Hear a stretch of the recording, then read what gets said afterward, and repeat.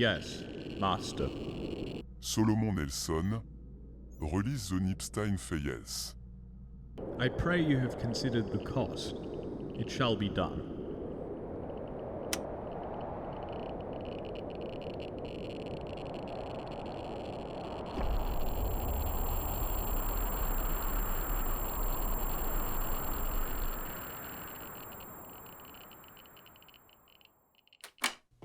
Jeff Nippard, a former client of mine, has turned nasty. Before we get into that, some context is needed. As you're probably aware, Mike Israetel has officially responded to my recent viral video, Mike Israetel's PhD, the biggest academic sham in fitness, in which I single-handedly unearthed what has turned out to be an academic scandal. This video will critically analyse Jeff Nippard's reaction to the situation. For those unfamiliar, Jeff Nippard is a prominent figure in the fitness world. He's a competitive bodybuilder, a highly successful YouTuber, and a self-proclaimed exercise scientist. My former client, Jeff Nippard, has not only weighed in on my critique of Mike Israetel's PhD thesis in the comments section of Mike Israetel's Instagram page, but also reached out to me via email and Instagram direct messages with, among other things, a very interesting request. In Chapter 2 of this video, I'll outline the story where Mike Israetel first alleged that I reviewed a mistakenly uploaded draft copy of his doctoral thesis, but subsequently admitted that I'd reviewed the correct text. I'll then pivot to Jeff Nippard in Chapter 3, where I'll provide some important framing by going over my history with this so-called scientist and how he came to be my two-time consulting client. In Chapter 4, I'll provide an overview of Jeff's recent attacks on me and his interesting request. In Chapter 5, I'll critically analyse said attacks and his interesting request. In Chapter 6, I conclude by discussing broader implications.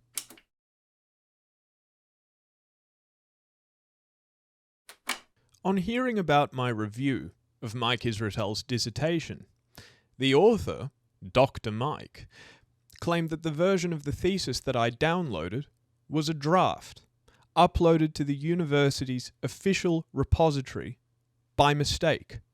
We now know Solomon was looking at an accidentally uploaded incorrect rough draft. I've lied. I've lied a lot. I guess technically I submitted the wrong draft to the graduate school. Lying is easy as hell. I can do it at the drop of a hat. A mere 4 days later, Mike confessed on Instagram that the version that I'd read and reviewed was in fact the one that had been examined and passed in 2013. It therefore looks as if Mike lied about a superior version existing in 2013, that he had concocted a clean version for upload in October 2025 to substitute fraudulently for the one that was examined, that the cover-up was not going to convince anyone intelligent, and that the lie would backfire. So he walked it back. In the meantime, however, a lot of people had rallied behind Mike, denouncing me as a fool who had read and reviewed the wrong version, as if I somehow hadn't exercised due caution with my library skills. Jeff Nippard, the self-proclaimed scientist, was among them. A gullible Jeff Nippard rashly assumed that Dr. Mike must be genuine, that his concocted, cleaned-up thesis must have been the correct one that went to examination in 2013. A scientist should have known better than to accept that story. It should have been obvious to anyone with a sense of logic that Mike's story was improbable. Coach Greg called it immediately. Thousands of people on the internet began to see red flag after red flag in the clean copy that was supposed to replace the crap version that I'd reviewed. It looked like a forgery. It was obvious to everyone with a clear cognitive capacity that Mike's story didn't wash. Even Mike could eventually see it and fessed up. But now let's get to the story of how Jeff Nippard decided to weigh in on all of this with his razor-sharp intellect.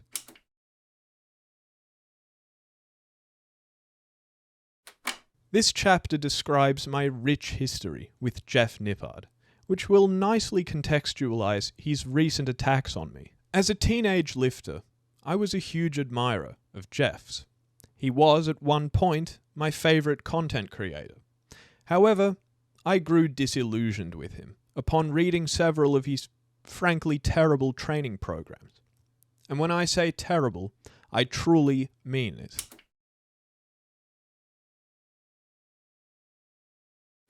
On the 6th of January 2024, a 24-year-old Solomon Nelson released a video critiquing Jeff Nippard's bench press specialization program. In the video, I contended that it contained workouts that would be physically impossible for most.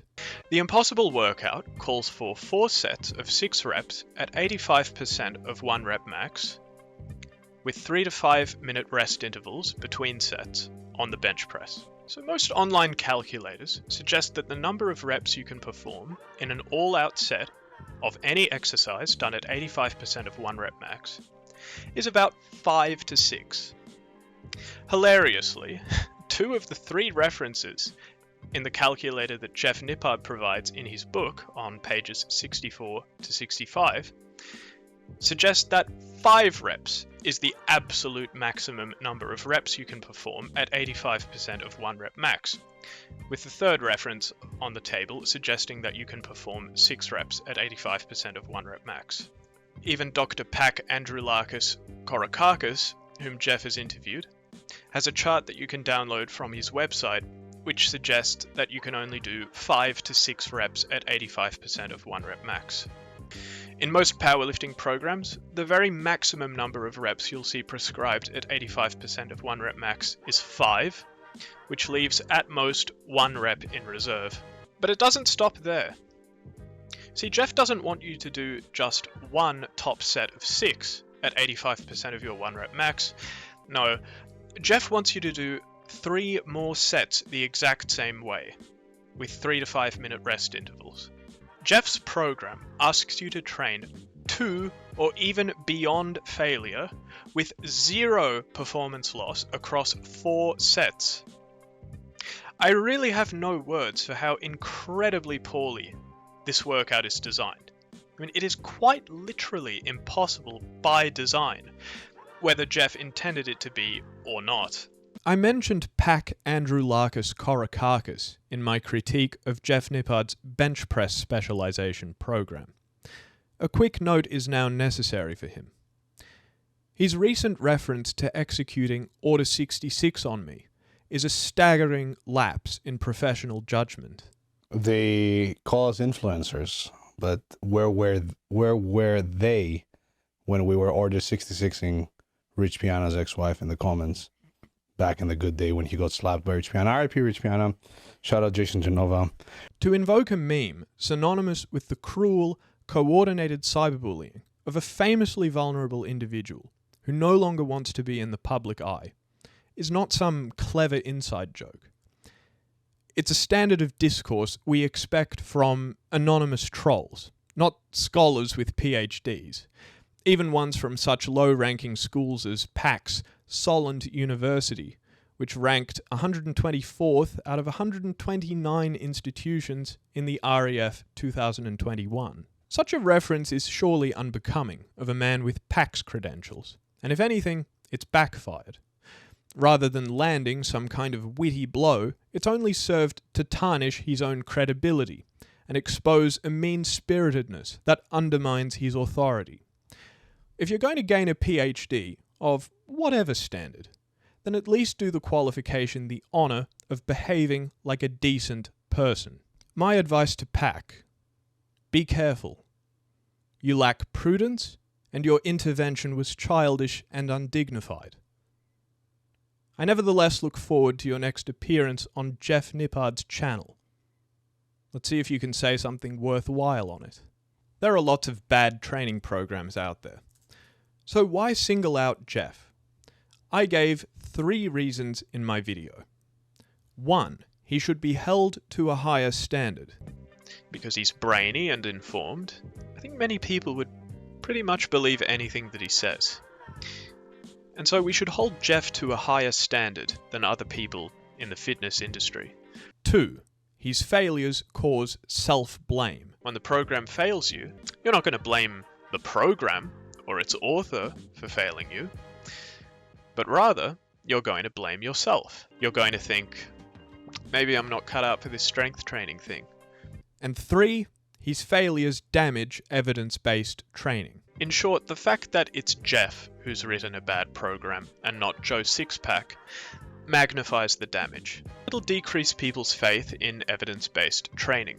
As a fledgling fitness content creator, with absolutely zero understanding of the dark magic that is turning my arguments into views, I assumed that my critique of Jeff's program would get no traction and quickly be forgotten, which it basically did.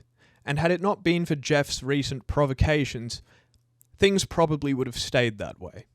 But to my amazement, within a day or two of posting my critique of his program, I got a reply from Jeff Nippard himself in the comments section.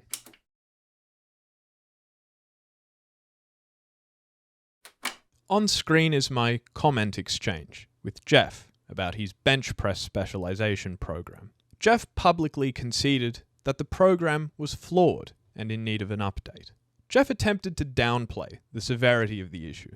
He described the percentages as merely a bit too high and suggested that the impossible workout wasn't a huge deal. I dismantled Jeff's defense. I clarified that the problem wasn't minor, but rather a fundamentally impossible workout, 4 sets of 6 at 85% of 1 rep max, prescribed for his target audience. I exposed the flaws in his reasoning by pointing out that his suggestion to adhere to RPE guidelines was irrelevant, as no such guidelines were provided for the workout in question. Only the impossible percentages were. I also challenged his contradictory claim that most people running this program are not advanced enough for it to be impossible, reminding him that the program was explicitly advertised and sold to intermediate and advanced trainees. However, I was so starstruck that the great Jeff Nippard decided to grace my small channel that I decided to send him an email offering to review his other programs privately and free of charge, because I genuinely wanted to help him put out better, more scientifically accurate information. However, after a few months of waiting for a reply that never came, I decided I'd keep reviewing his bad programs publicly, since I figured if I can't help his huge audience behind the scenes, then I may as well caution it in public.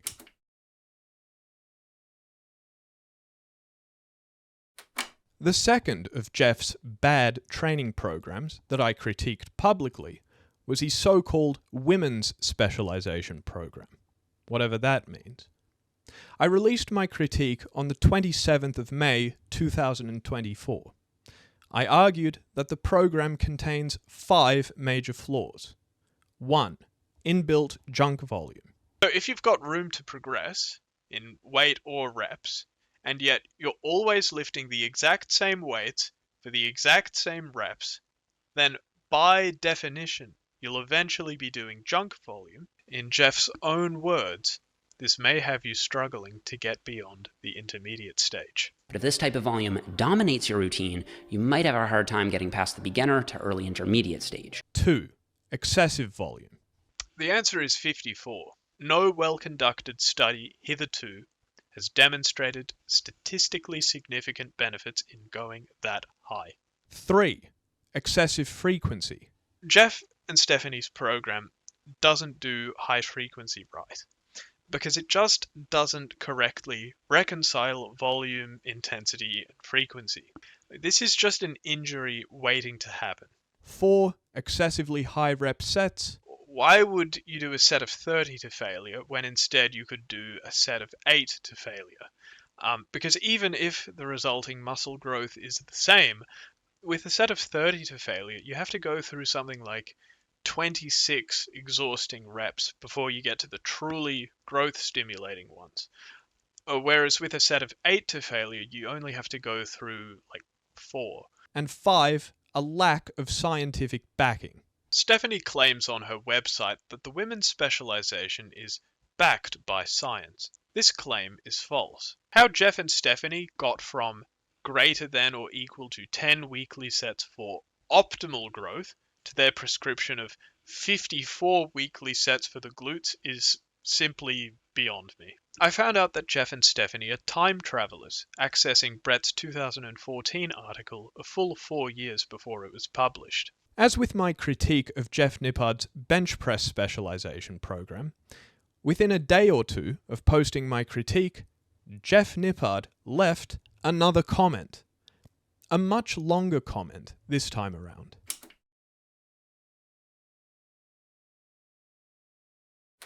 In Jeff's comment, he expressed significant respect for my feedback, crediting my first video critique directly for prompting a much-needed and a lot better update to his bench press specialization program. Jeff then conceded that the women's specialization program is also deeply flawed and requires a complete overhaul, agreeing that the volume is too high, the frequency is too high.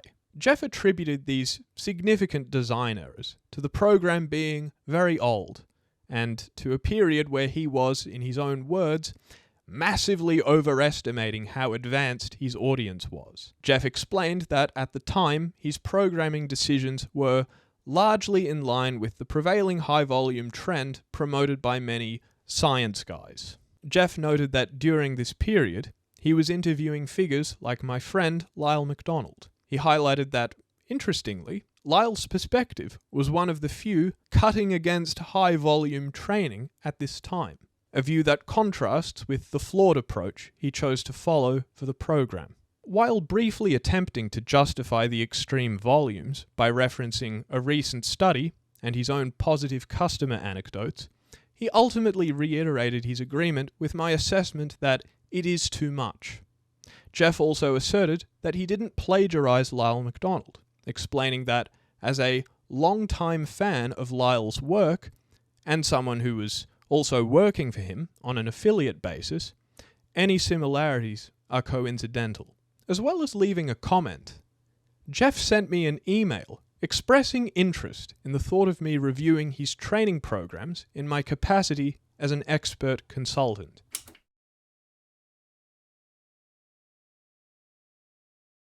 Throughout my interactions with Jeff Nippard over the course of my 2 paid consulting engagements with him, I've respected the confidentiality of our private correspondences, and I'll continue to do so by not sharing direct quotes, specific financial details, or proprietary project information.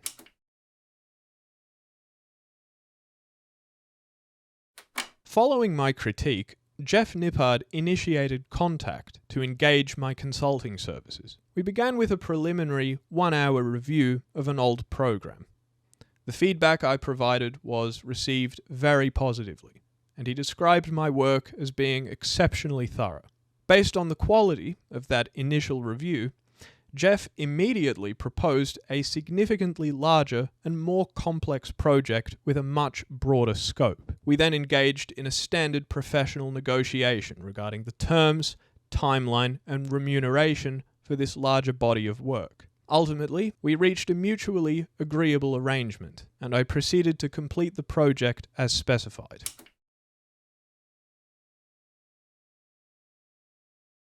Several months later, I was approached by Jeff Nippard's team for a second, time-sensitive consulting project. I prioritized the work to meet their tight deadline and delivered my analysis promptly. Once again, the feedback on my contribution was explicitly positive and highly appreciative.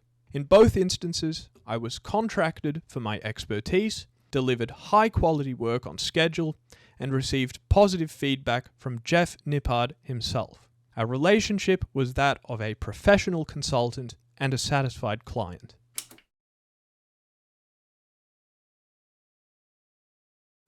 Remember that comment Jeff left on my critique of his women's specialization program? One day I checked the comments section and noticed that it was gone. On the 9th of April 2025, shortly after noticing, I decided to initiate an email exchange with Jeff by politely inquiring about how the comment, which I characterized as thoughtful and conciliatory, had disappeared. I asked if Jeff had, by any chance, deleted it.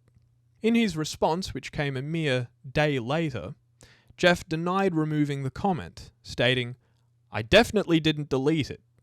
He then speculated that YouTube itself might have been responsible, suggesting that it could have been flagged or might still be visible in my channel's back-end administrative view. I promptly replied, graciously accepting Jeff's explanation at face value, with, "No worries at all, I believe you." I remarked on how strange it was that the platform would remove what had been such a nice and constructive comment. Jeff didn't reply, and so that closed the otherwise brief and positive interaction. When Jeff Nippard's thoughtful and conciliatory comment on my critique video vanished, it naturally raised some questions. How often does a perfectly constructive comment from a major creator simply disappear from YouTube? The incident prompted a more significant line of thought. Did Jeff Nippard lie? And if Jeff Nippard lied about something so minor, then what else might he have lied about? Despite these suspicions, I chose to reserve judgment at the time, and outwardly gave him the benefit of the doubt in our exchange. Still, the matter was significant. His comment was the only public paper trail connecting us in a constructive professional capacity, and its disappearance effectively erased the only visible record of that dialogue from the platform. However, I am meticulous with my records. I checked my archives and found that I had taken screenshots of his comment on the evening of the 27th of May 2024 at 10:49 p.m. To preserve this record on the platform itself, after university one day, I recorded a short, unlisted video clearly displaying his comment, pinned it to my original review of his women's specialization program, and then moved on with my life. This was, for all intents and purposes, a closed chapter. Until, that is, the strangely dramatic developments that have unfolded recently.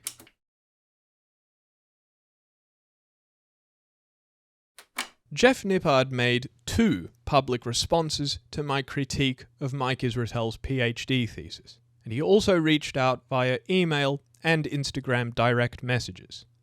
In this chapter, I'll provide an overview of Jeff's interventions.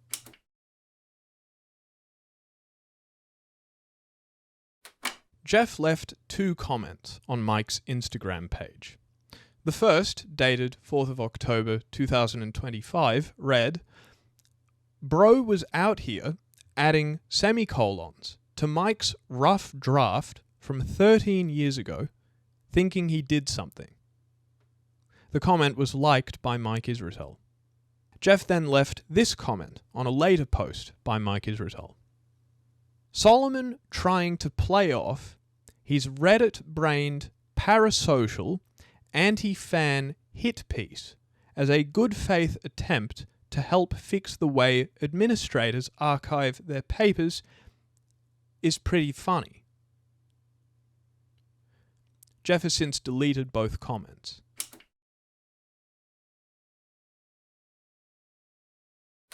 Shortly after leaving his semicolons comment, Jeff Nippard contacted me to request the removal of a line in my channel description that he felt implied a current client relationship. I responded by offering to amend the line to reflect accurately that Jeff is a past client. Jeff declined this offer and asked that his name be removed entirely. He explained his reasoning by first characterizing our professional history as limited to editing work on a single unreleased program over a year ago.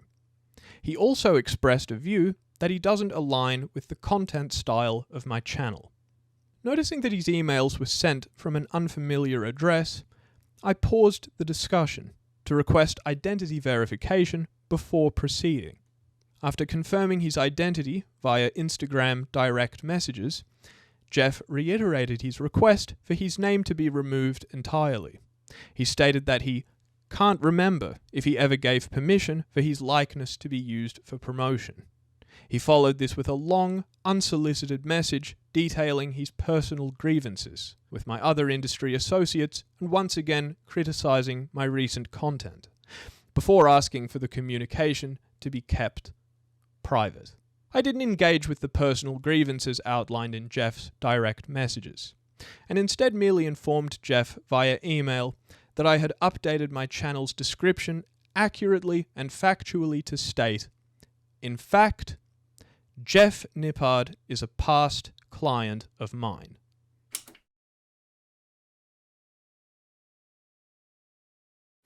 Let us now critically analyse Jeff's interventions in support of Saint Mike, as well as his recent personal exchanges with me.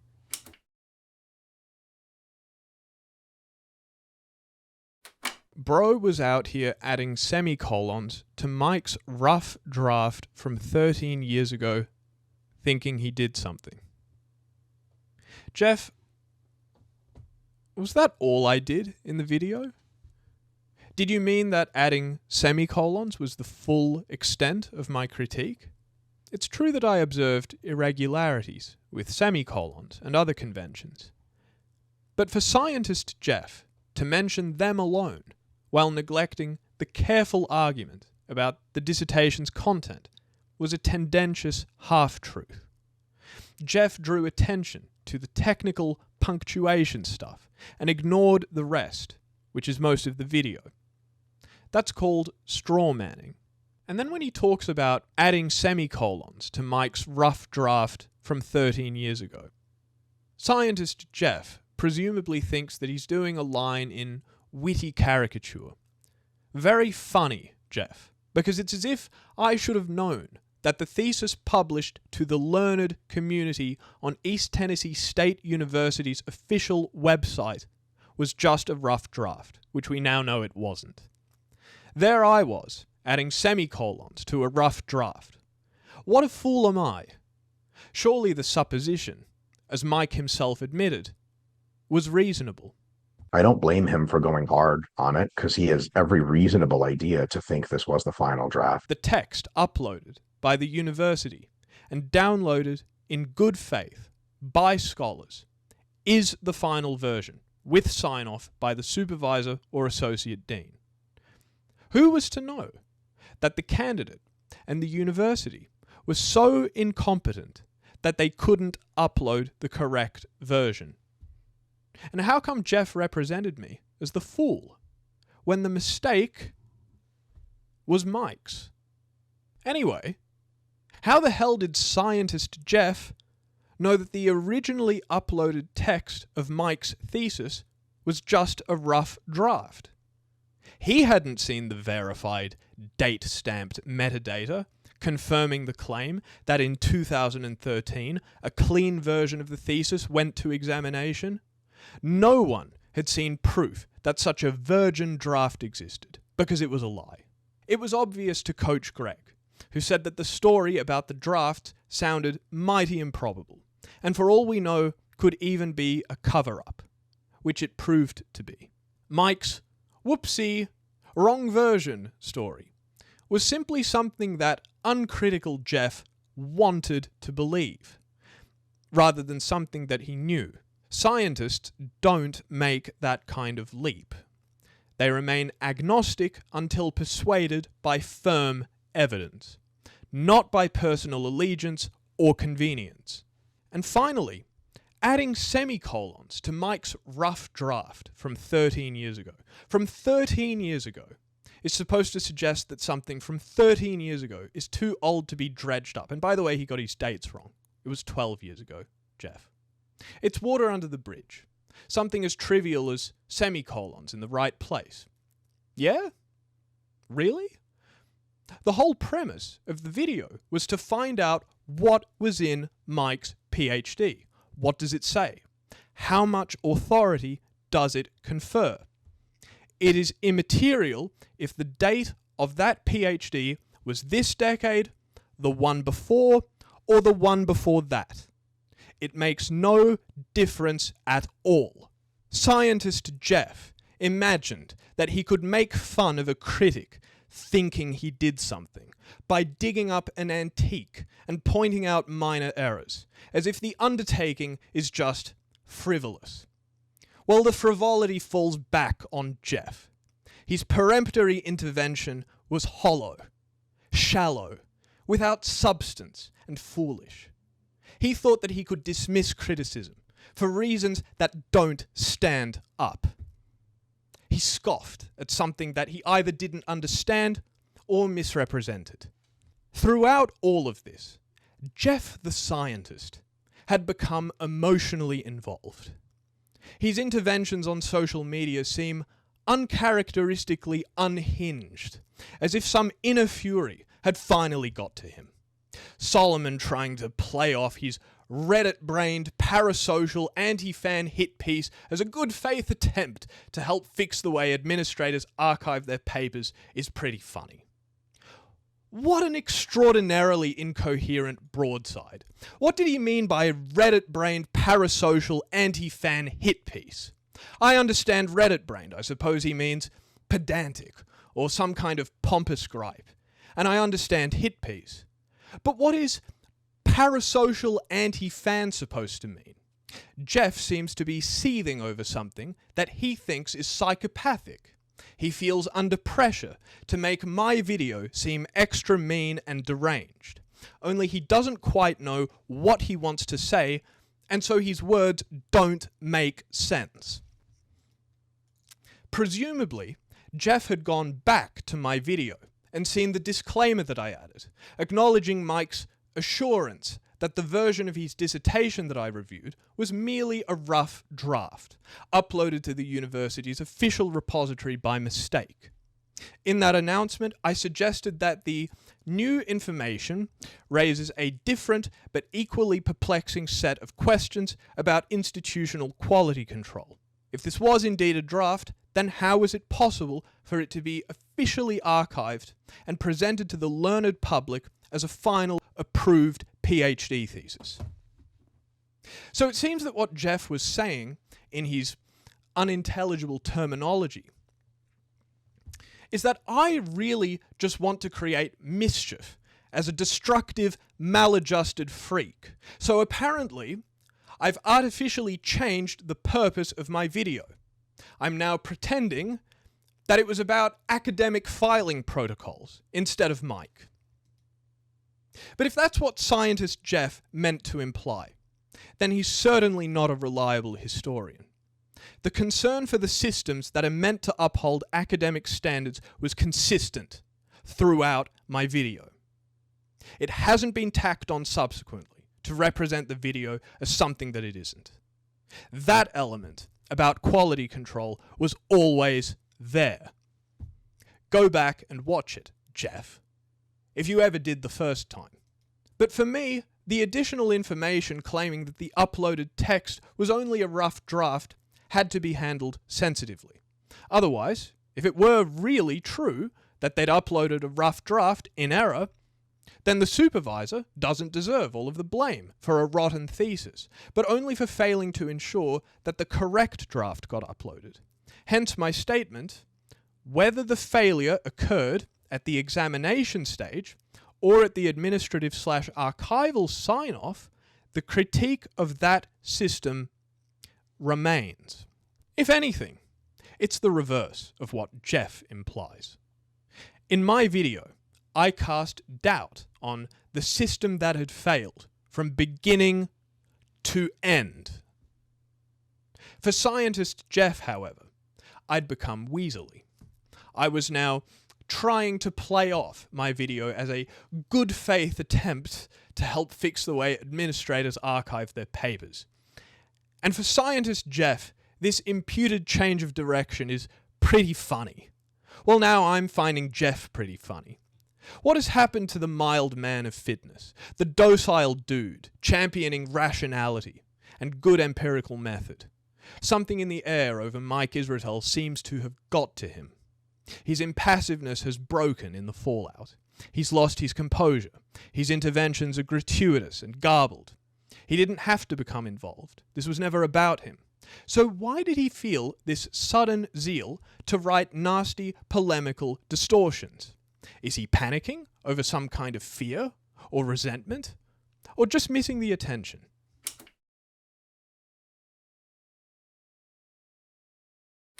In our correspondence, Jeff's assertion that I reviewed only one program is a significant mischaracterization of our professional history. I was engaged on 2 separate occasions for paid consulting work. The first project involved a smaller review that was so well received that it led immediately to a much larger engagement involving the detailed analysis of multiple programs for a significant commercial publication. The second project alone was also much larger than a single program review. In both instances, the feedback on my contributions was explicitly positive, and the quality of my work is evidenced by the fact that I was hired a second time. The question I'm wondering is, did Jeff forget? Did he lie? Or is this just what he chooses to believe? And if Jeff lied, then once again I ask, what else might he lie about? Food for thought. Jeff says that he doesn't align with the drama and gossip I do, and yet he's the one who created it in this instance. If he didn't write those offensive, pot-stirring comments about me, then I wouldn't be making this video. You can't be a sneering provocateur and a saint at the same time. I'm wondering now, which Jeff would like to be behind his slick mask? Would the real Jeff please stand up? In another unsolicited, caustic DM, Jeff told me that he considers that the expose on Mike's PhD was petty. How did he come to that conclusion? If I single-handedly discover that a doctoral thesis is vacuous and that it passed through a system that prides itself on rigor, then how can that be considered petty? For Jeff, it's petty because in Jeff's kingdom of back-scratchers, we must support a dismal understanding that we're all constitutionally mediocre. In the fitness industry, we have to accept that academic standards of originality and rigor don't apply. And it's therefore petty to critique a heap of worthless verbiage like Mike Israetel's doctoral thesis.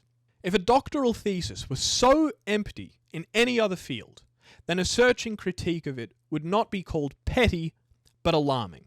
Notwithstanding Jeff's flexible standard of what is fair criticism and what's petty, he waxes sanctimonious in the very next sentence of his direct message.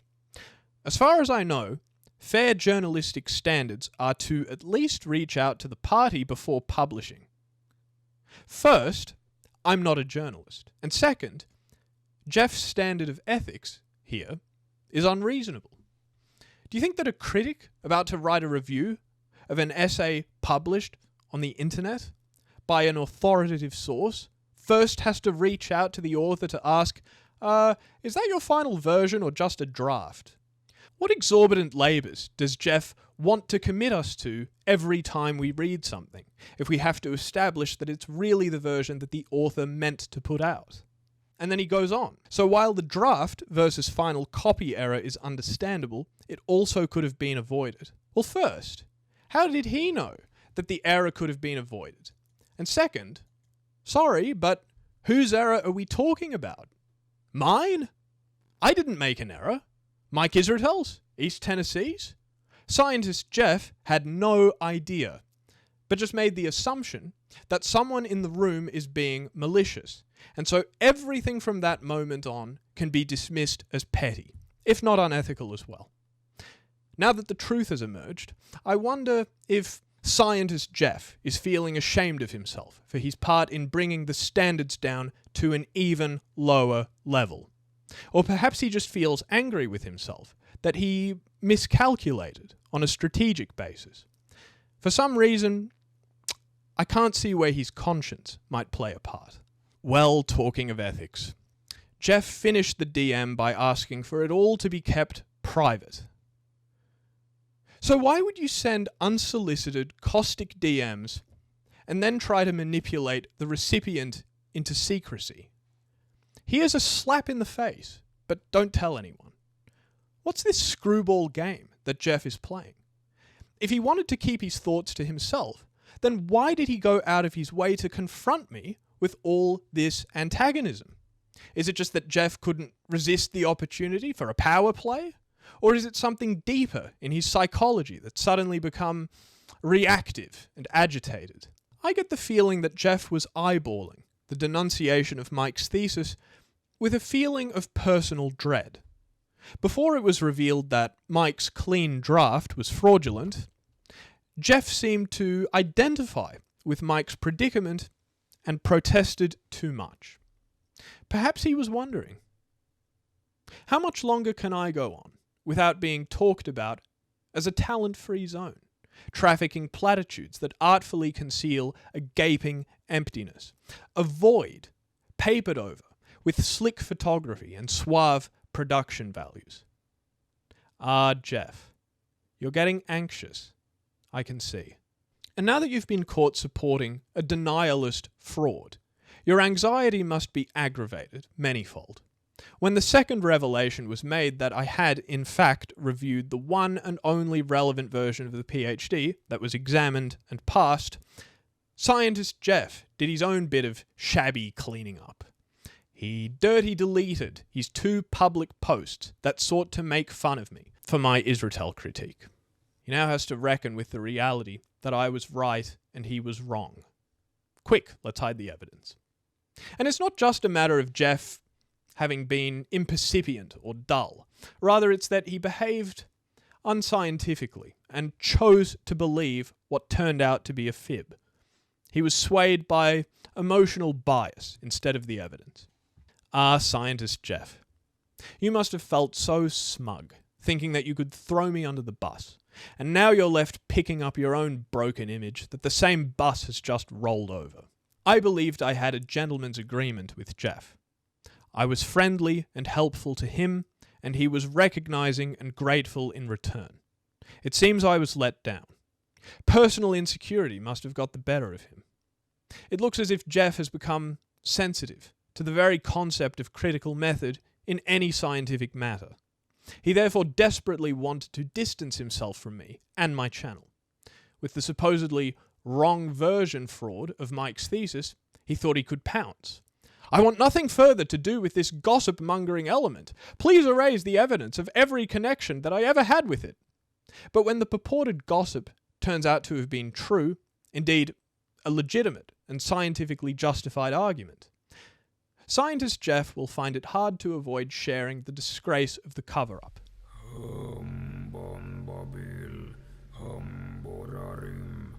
Returning to Jeff Nippard's earlier request, I was happy to remove the line in my channel description, which Jeff claims implies that he's a current client of mine. I replaced it with one that clearly states that Jeff Nippard is a past, not current client. And in case anyone is under the misapprehension that Jeff Nippard is my current and not past client, then the word should be spread to the furthest corners of the internet by my decree. At the behest of Jeff Nippard, let it be known to all, he is a client of the past, not the present. The sacred tablets have been amended. Henceforth, any who utter the contrary falsehood shall be met with swift correction. So it is decreed.